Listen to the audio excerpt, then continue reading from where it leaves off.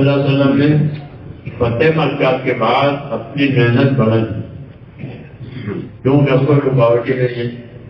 مکہ فتح ہو گیا، کعبے کی چابی آپ کے ہاتھ میں آ گئی. اب کوئی وہاں ہے نہیں، اللہ نے آپ کو سارا دے دیا. تو جب یہ ہو گیا تو پھر آپ نے اپنا کام اور بڑھا دیا، اپنی عبادت اور بڑھا دی. یہی ہم اپنے ساتھیوں سے کہتے ہیں کہ جب دور استقبال کا آگے تو اپنے کام کو بڑھاؤ، انفرادی عبادتیں بھی بڑھاؤ. ہماری جماعت والوں کی کمی یہ ہے کہ ان میں انفرادی اعمال کا اہتمام نہیں ہے. حالانکہ جس طرح اجتماعی عمل ضروری ہوتا ہے ایسے انفرادی بھی ضروری ہوتا ہے. کہ اجتماعی عمل سے نصرت ہوگی، فضا بنے گی. اجتماعی عمل کی تاثیر یہ ہے کہ جب اجتماعی عمل ہوگا تو دین کی نصرت ہوگی. دین پر چلنا چلانا آسان ہوگا اجتماعی سے. جیسے زمین کچی زمین ہے، اس میں جب لوگ چلیں گے تو آپ راستہ بن جاتا ہے، پاؤں چلنے کے راستے بن جاتے ہیں کیونکہ سب لوگ چل رہے ہیں. جی ہاں، زمین کچی ہے تو اجتماعیت سے راستے کھلتے ہیں. اس اجتماعیت کا اثر ہماری انفرادی زندگی پر ہونا چاہیے، مگر اس میں بڑی کمی ہے کہ اجتماعی طور پر سب کے ساتھ کر لیا تو حج کے زمانے میں سب حاجی ہوتے ہیں، نماز کے ساتھ نمازی ہوتے ہیں، افطار جو کا سب روزہ دار ہوتے ہیں. یہ تو اجتماعیت ہوئی. وہ ٹھیک ہے، لیکن جس طرح اجتماعیت ہوتی ہے ایسے ان کی انفرادی زندگی بھی پکی ہونی چاہیے.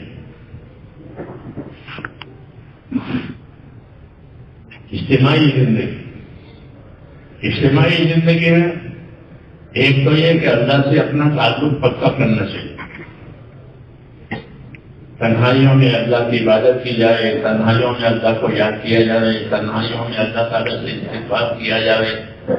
اپنی زندگی کا حساب دے کے میں نے کیا کیا ہے، مجھ کو کوئی اللہ کا فرض باقی کو نہیں ہے. اس لیے کہ جتنی اجتماعی محنتیں ہوتی ہیں وہ انفرادیت کو بنانے کے لیے ہوتی ہے. یہ قاعدہ آپ کلاس بنا کر پڑھاؤ گے، یہ کو نہیں پڑھائے گا. کلاس بنا کر پڑھائے گا، جماعت بنا کر پڑھائے گا. یہ کہتے ہیں کیوں کہ کلاس بنا کر جماعت بنا کر پڑھانے کا مقصد یہ ہے کہ ایک ایک بن جائے. ایک ایک کو بنانا بہت مشکل ہے، ایک ایک کو پڑھانا بہت مشکل ہے. لیکن جماعت بنا کر کریں گے تو ایک ہی بات ایک وقت میں سب کے سامنے جائے گی. جماعت کا مقصد یہ ہوتا ہے کہ اس سے انفرادیت بنے. یہ نہیں کہ جماعت ہو گئی کام ہو گیا. اجتماعیتیں جتنے بھی ہوتی ہیں دینی ہو یا دنیاوی، وہ انفرادیت کو بنانے کے لیے ہوتی ہے. لیکن یہ بات کوئی کہتا ہے نہیں.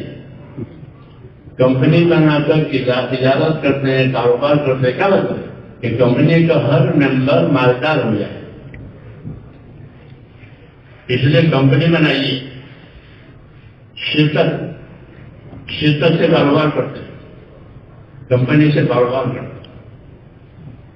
ہمارا جماعت سے بنا کر کام کرنے کا مطلب یہ ہے کہ ہمارے ہر ساتھی کی دینداری بڑھ جائے. یہ نہیں کہ مجموعہ گھر کا دینا تو گھر کا کر لیا. یہ تو ترتیب ہے، ٹھیک ہے، اس کو ترتیب کہتے ہیں. غلط نہیں ہے، میں گھر کا دینا کرو گھر کر لو، مجھے ترتیب کہتے ہیں. لیکن ترتیب بھی ضروری ہے اور ترقی بھی ضروری ہے. یہ ہم کیا ترقی ہوگی؟ ترتیب تو دنیا کے ہر کاموں میں ہوتی ہے. تو ترتیب غلط نہیں ہے، لیکن ترتیب کا تقاضا یہ ہے کہ اس میں ترقی کی جائے. تو اپنے آپ کو ترقی پر جانا یہ انفرادی چیز ہے کہ اس کام سے میری ترقی ہوئی.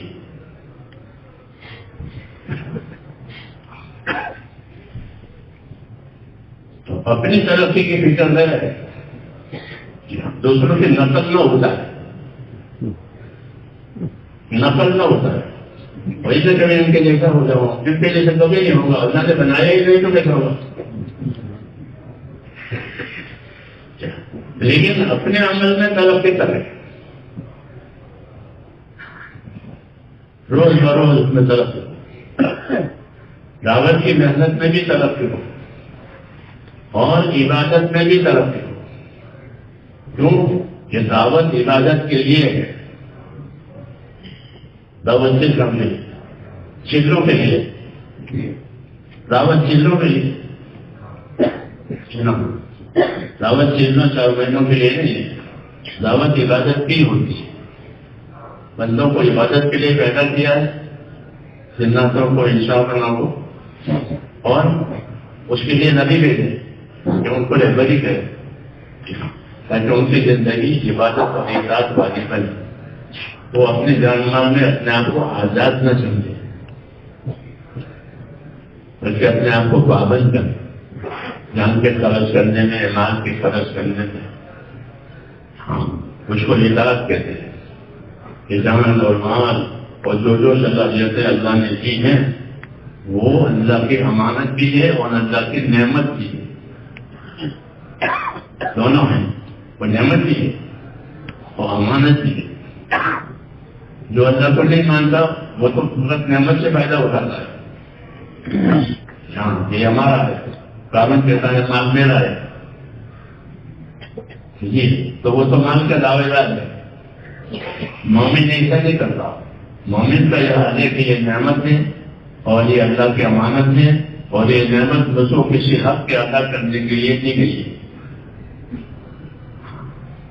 کوئی حق ہے میرے اوپر جو اس کی طاقت ہے کے لیے مجھے یہ نعمت ہے. جتنی نعمتیں ہوتی ہیں وہ امانتیں ہوتی ہیں، اور امانت ہونے کا مطلب یہی ہے کہ اس سے کسی حق کا تقاضا ہے، کوئی حق ادا کرنا ہے. تو دین ایک نعمت ہے کہ اس کا حق ہے، کہ اس کا حق ایک صحیح ہے کہ اپنے دین کے کاموں میں آدمی یقین کے ساتھ چلے کہ میری کامیابی اللہ تعالیٰ مجھے اپنے دین کے کاموں سے دے گا. جب میرا دین صحیح ہوگا اللہ مجھے کامیاب کرے گا. دین. دوسرا کہ مجھ کو اللہ تعالیٰ نے جو صلاحیت جان کی مال بھی دی ہے وہ اس دین کی خدمت کے لیے دی. اول نمبر میں مسلمان کا مال، مسلمان کی جان، مسلمان کی صلاحیت وہ اول نمبر میں اس کے دین کے لیے دی.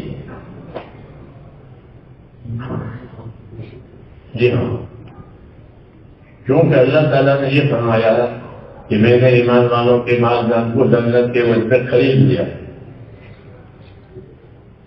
جنت کی وجہ سے خرید لیا کہ اب جنت دوں گا اور یہ جان مال میرے نام کام پر لگا دینا. جسے دکاندار مال پیسے دے دیتا ہے اور مال دے دیتا ہے، یہ بھی جائز نہیں ہے. دکاندار مال بھی رکھے، پیسے بھی رکھے. وہ گاہک کے بھی یہ جائز نہیں، ان کا مال بھی لے اور پیسے بھی نہ دے. ہاں، اس سے کہ ہم نے خریدا ہے اس کو، مال جان ہوگا اللہ کے لیے اور جنت ہوگی بندوں کے لیے. جنت کی امید میں کام کرے، رحمت کی امید میں کام کرے. کبھی حالات بھی آئیں گے، موافق حالات آئیں گے. موافق حالات آئے تو زیادہ کریں. اللہ نے حالات موافق کر دیے تو کیا کرے؟ زیادہ کرے، کیونکہ حالات موافق ہے. نبیوں کا یہی طریقہ ہوتا ہے کہ حالات موافق ہوتے تھے تو وہ اپنے کام کو زیادہ کرتے تھے. اللہ حال اچھا کر دیا. فتح مکہ کے بعد حضور کی عبادت اور بڑھ گئی، وہاں پر مولانا آنے لگے کہ کیوں کہ اللہ نے میرے سارے راستے کھول دیے، سورہ فتح نازل ہو گئی، سورہ فتح نازل ہو گئی کہ ہم نے آپ کو بڑی فتح دی، جی ہاں، اور آپ کی مدد ہونے والی ہے، آپ کی مدد ہوگی، فتح اس لیے دی ہے کہ آپ کی مدد کرنی ہے، کیونکہ میری تو مدد بھی ہو گئی، میری تو نصرت بھی ہو گئی، تو اب کیا رہ گیا کہ میں اللہ تعالیٰ کو راضی کرنے کے لیے اپنی عبادت کو بڑھاؤں۔ یہ سنت طریقے ہمارے اوپر بھی یہی صرف لاگو ہوتی ہے، جب اللہ نے کام کو آسان کر دیا، ہر جگہ سے لوگ استقبال کرتے ہیں، قبول کرتے ہیں، مانتے ہیں، تو ایک اپنے کاموں کو بڑھاؤ، اس طرح محنت بڑھاؤ، اپنے انفرادی اعمال بھی بڑھاؤ۔ انفرادی اعمال کے بارے میں بہت کمی ہے، اس لیے طبیعتوں پر اس کا اثر نہیں ہے۔ محنت کا ایک اثر ہوتا ہے، انفرادی کا ایک اثر ہوتا ہے، دونوں کا اثر الگ الگ ہے دلوں پر۔ محنت تو آج کے ماحول کی وجہ سے کر لیتا ہے، جی ہاں، پھر ماحول نہ ہوا تو کہ ماحول ابھی نہیں ہے کہ ہم اپنے انفرادی عملوں میں ترقی کریں گے، جی ہاں، انفرادی عملوں میں ترقی کرو، انفرادی دعوتیں ہیں، انفرادی عبادتیں ہیں، ہاں، کہ اس میں ترقی کرو، کہ انفرادی میں ترقی کرنا یہ اس بات کا اثر ہے کہ اس پر کام نے اثر کیا ہے، کہ کوئی پوچھنے والا نہیں ہے، لیکن اپنے انفرادی بات میں ترقی کرنے کے لیے اب اس کے لیے وہ تیار ہے۔ تو اس لیے دونوں قسم کی زندگی اس کام کے ذریعے سے بنائی جاتی ہے، اجتماعی بنائی جاتی ہے تاکہ لوگوں کے لیے آسانی ہو جائے۔ اجتماعی محنت کا فائدہ یہ ہوتا ہے کہ لوگوں کے لیے کام آسان ہو جاتا ہے۔ اس راستے پر چلتے رہو گے تو راستہ بن جائے گا، ہر کوئی چلے گا جہاں یہی راستہ رہ جاتا ہے، بار بار جانے آنے سے۔ تو اجتماعیت کی وجہ سے راستہ کھلتا ہے، اس لیے نبی کی محنت نے اجتماعی محنت کی اور نبی کی محنت نے انفرادی محنت کی، کیونکہ اجتماعی محنت تو محدود ہوگی، ہفتے کرتا ہے تو یہ کہ اجتماعی تو اجتماعی محنتیں جو ہوتی ہیں وہ محدود ہوتی ہیں۔ انفرادی محنت میں کوئی حد نہیں، اپنی ہے، اپنی ہے، اپنی انفرادی محنت ہے، اپنی انفرادی عبادتیں ہیں، اس میں فرق پوچھے گا۔ اس لیے اجتماعی محنت کے ساتھ ساتھ اپنے انفرادی زندگی پر بھی اس کام کا اثر ہونا چاہیے، فرائض بھی ادا ہوں، نوافل بھی ادا ہوں،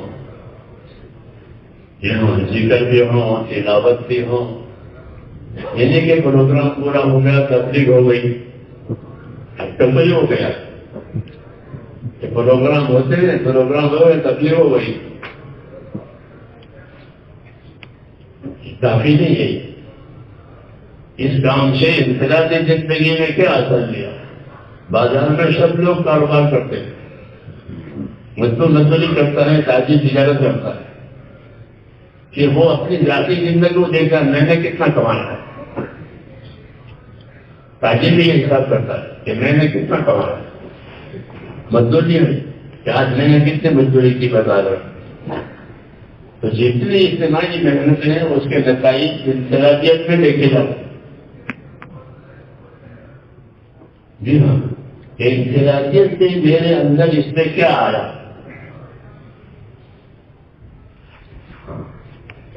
یہ دھیان دینے کی ضرورت ہے۔ قبر میں ہر آدمی کا انفرادی دین دیکھا جائے گا، وہ انفرادی ہے، ایک ہی آدمی قبر میں ہے۔ جی ہاں، کہ قبر انفرادیت دکھائے گی اور قیامت اجتماعیت دکھائے گی۔ ہر آدمی اپنے اعمال لے کر لوگ آئیں گے، اپنے گناہ لے کر لوگ آئیں گے، اور سب لوگ دیکھیں گے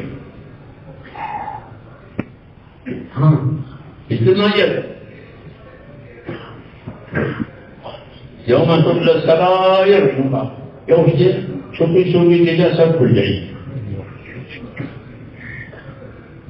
چھپی چھپی جو دنیا میں چھپائی تھی، اخلاص والوں نے اپنے اخلاص سے وجہ چھپایا تھا، اور بدجانت لوگوں نے اپنے بدجانے کی وجہ سے بہت چیزیں چھپائی تھی. یہ وہ سب یوم تبلی السرائر اجتماعی طور پر سب. ابراہیم علیہ السلام دعا مانگ کرتے تھے، ربی اغفر لی خطیئتی یوم الدین، یا اللہ قیامت کے دن میری خطا معاف کر دینا. ولا تخزنی یوم یبعثون، اور جس دن لوگ قبروں سے اٹھ کر آئیں اس وقت مجھ کو رسوا نہ کرنا، مجھ کو ذلیل نہ کرنا. اللہ سے کہے جو کہ سب کے سامنے آپ کی دلیل ہوتا ہے. ہاں اکیلا تو نہیں ہوتا، اکیلا تو گناہ کرتا، لیکن وہ گناہ سب کے سامنے آیا، اس نے یہ کیا ہے تو وہ دلیل ہو جاتا ہے. کھل گیا، چھپا کے کیا تھا، انفرادی طور پہ کیا تھا، کھل گیا تو دعا مانگ گیا کہ مجھ کو دلیل نہ کرنا، مجھ کو رسوا نہ کرنا، قیامت کے میدان میں میری خطا معاف کر دینا. قبر کی ایک حالت ہے اور حشر کی ایک حالت ہے، یا انفرادیت ہے یا اجتماعیت ہے. اس کو سمجھنا چاہیے.